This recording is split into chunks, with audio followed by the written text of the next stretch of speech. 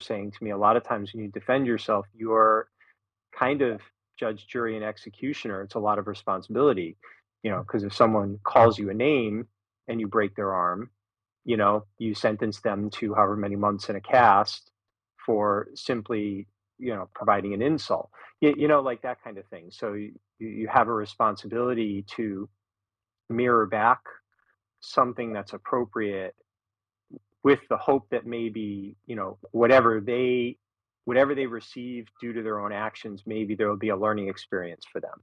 But you don't let them attack you. You reflect, you don't even defend yourself, you reflect it back at them.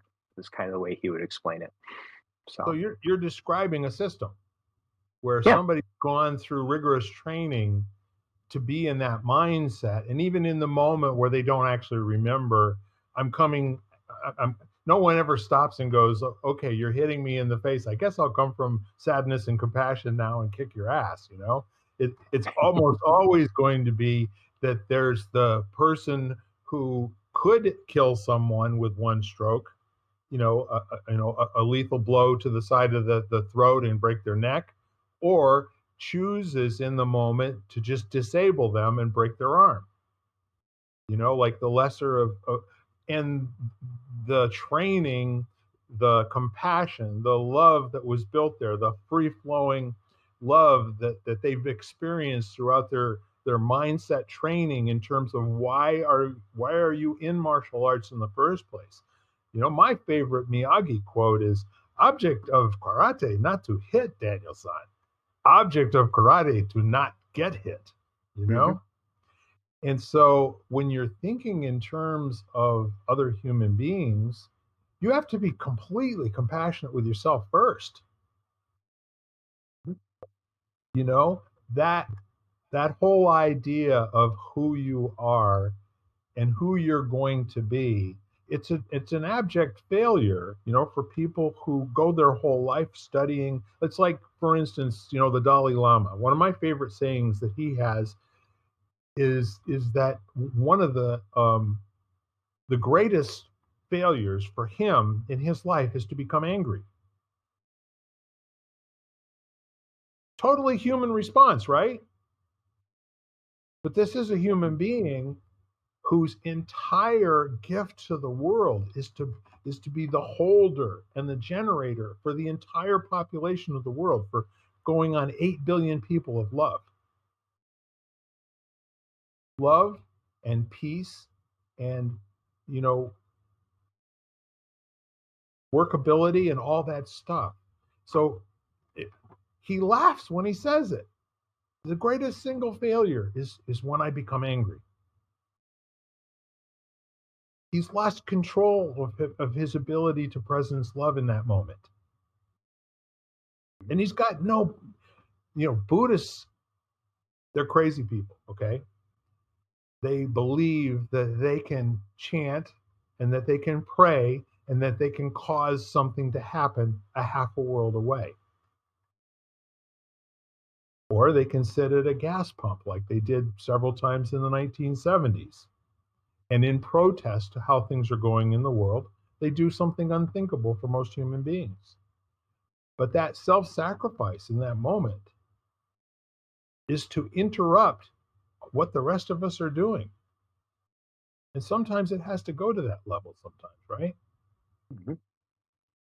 So the model of, are we always in love and we get disconnected from it? And funny enough, I would say any of the beliefs that I have, that I have to hear you say something, or Jan, I have to hear you say something, and the word tolerance today hits me in a completely different way than it might have yesterday or will next week. What you did for me was you demonstrated to me, like what an opinionated asshole I am.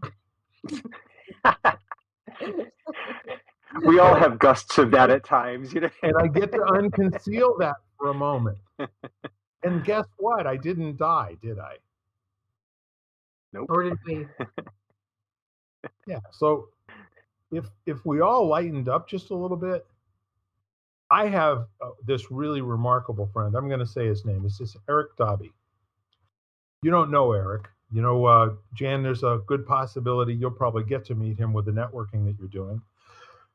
But he said over and over and over again the two fundamental things that all human beings have to remember and focus are: I am thankful and I appreciate. I appreciate you. I appreciate this. I appreciate all of it. And I love.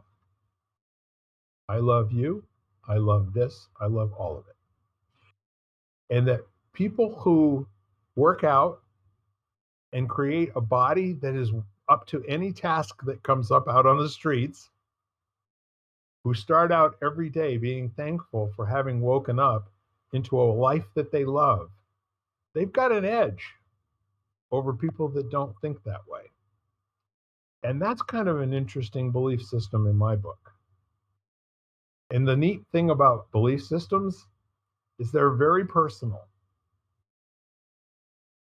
We may even say that we share a belief system with somebody else, but on further examination, the more that we line up all the facts and we compare, what we really think about them, some we do and some we don't, in almost any subject area. So what if I just love the crap out of you, Jan? And what if I just said, I appreciate you, and you don't have to do a darn thing to earn that?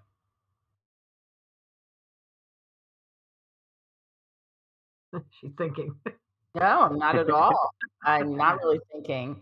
I'm just, imagining what that would be like, Yeah. you know.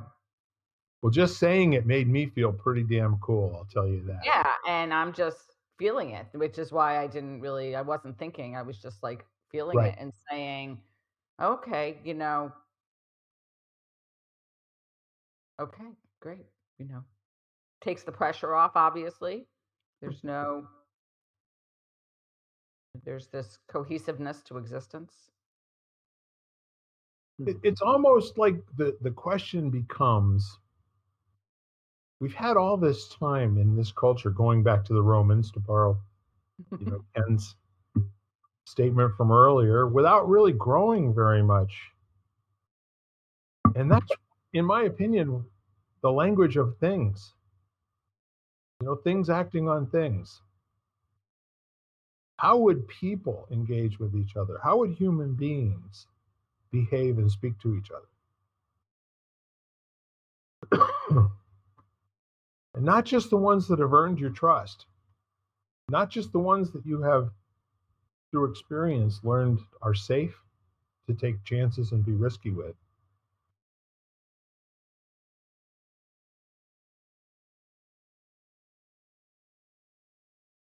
How would people behave with people differently coming out of this whole thing?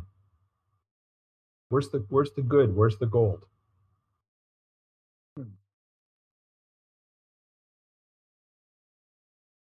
Well, it will always be interesting. Actually, my favorite unconfirmed Dalai Lama quote was a reporter asking him, "Are you enlightened?" And he looked back and said, "Not at the moment." I thought that was like so eloquent and beautiful, just as this reminder, I'm just like you, and it isn't a permanent state. I'm sure, although he aspires to not experience anger, he still does because he's human, you know? So, and then it's just recognizing it and, and cultivating appropriate responses instead of being in a state of reaction, Yeah. you know? Yeah. And that's what I was thinking about when you were describing, Ken, about hitting someone, is this whole Mm. idea of being in I don't necessarily like the word control, but like, I guess just being aware of what you're saying and what you're doing and how you're responding. Like, what is your response? So when you think about hitting somebody, if you would take that into normal life, like, do you pause before you actually respond to somebody? Like, do you listen and then pause before you automatically, for me, do I pause when I send an email or a text, Mhm. which is very almost, especially in our society, is like how fast can I respond Mhm. is much more an issue as to what we're responding. The other thing that's interesting is you say that is like, I think if more people kind of thought like an athlete, like when you have a less than skillful reaction or response, you you practice getting better at it. Like that's, and even as a martial artist, I mean, if you get hit, it's not the other, either they were more skillful than you were or you were less skillful than they were, but it's just feedback. And now if it matters to you, you go and respond. So like I know when I was younger, I had a temper and I'd snap at people really easily, and at some point decided I didn't want to be like that anymore. I didn't like who I was. So I didn't just magically stop.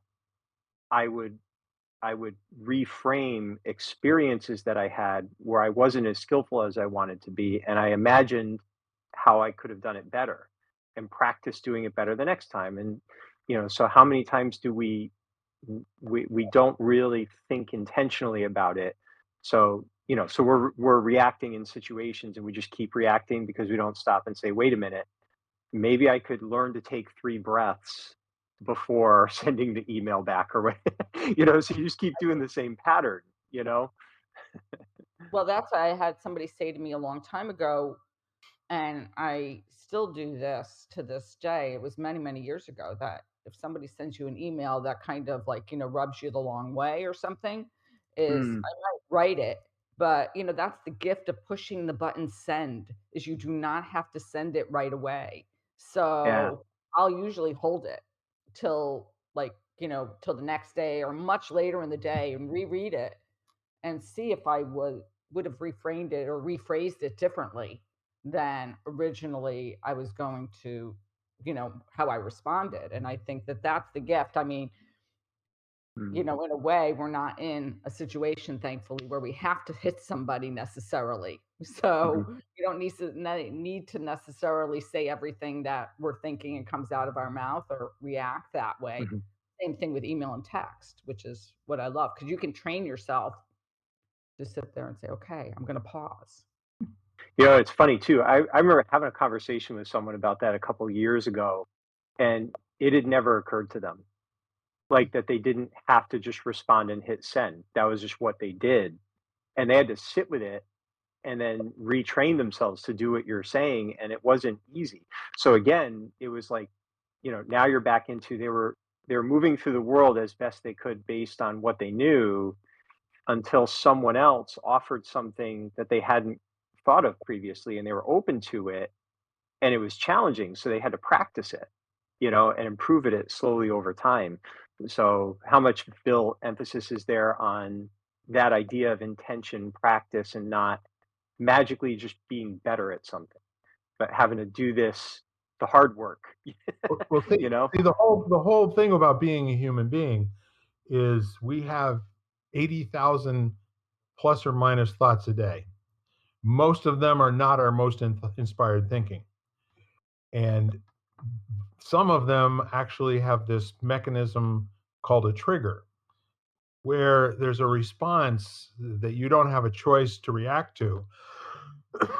And most people who would have that trigger occur in reading an email from somebody or a text or a tweet, 140 characters. Yeah, you can say some pretty awful things in 140 characters. And then you hit that go, and then you feel horrible afterwards, you know? And then there's another consequence afterwards. But most people don't get the joy of experiencing the consequence. They only get the bad feeling or the good feeling. Like Edith Bunker used to say, all right for you. But the point is, why don't you pick up the telephone and say, these words are emotionally charged the way that I'm reading them, and I want to make sure that this is what you meant, by on the printed page, because emails and texts are not great at expressing emotion. How about I just start this forest fire another day and I'll ask you, what's on your mind? out of a million people.